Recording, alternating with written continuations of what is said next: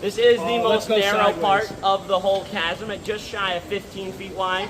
These boats are just over 15 feet long. What was that, guys? Those monkeys. And up there's someone Somebody hanging on the lurking. kayak. Somebody We can- But the view back up there, part of the reason why I enjoy it so much is I get to inform you the chasm is playing a trick on you.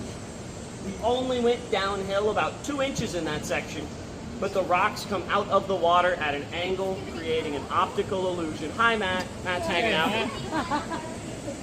And where he's sitting is a dried out waterfall that we call the Century Box. Across the river from it,